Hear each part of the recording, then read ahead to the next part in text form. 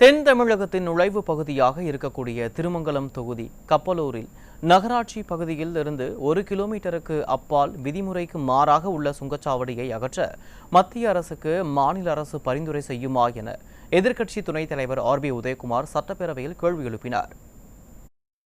இது மூலக்கேள்விக்கு தொடர்பில்லாது என்றாலும் மாண்புமிகு அமைச்சர் அவர்கள் இது நன்றாக அறிவார்கள்.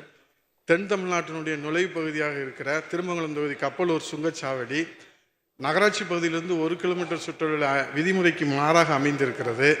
மத்திய அமைச்சர் நாடாளுமன்றத்தில் பேசுகிற போது விதிமுறைகளுக்கு மாறாக அமைந்திருக்கிற சுங்கச்சாவடிகளை மாநில அரசு பரிந்துரை செய்தால் அதை அகற்றுவதற்கு நடவடிக்கை எடுக்கப்படும் என்று சொன்னார்கள். இது குறித்து உள்ளூர் மக்கள் பலமுறை அதை கோரிக்கை வைக்கிற போது சட்டம் ஒழுங்கு பிரச்சனை ஏற்படுகிறது.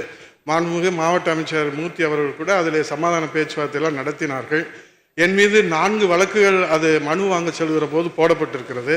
அவை மாண்புமிகு அமைச்சர் அவர்கள் மத்திய அமைச்சர் அவர்கள் வைத்த அந்த கோரிக்கையின்படி விதிமுறைக்கு நகராட்சியிலிருந்து 1 கிலோமீட்டர் சுற்றளவில் அமைந்திருக்கிறதுனால விதிமுறைக்கு மாறாக அமைந்திருக்கிறதுனால உள்ளூர் மக்கள் தொடர்ந்து அந்த கோரிக்கை வைக்கிற காலத்தினாலும் மாண்புமிகு முதலமைச்சர் அன்று எதிர்க்கட்சி தலைவராக இருக்கிற போது தேர்தல் வாக்குறுதியாகவும் வழங்கியிருக்கிறார்கள்.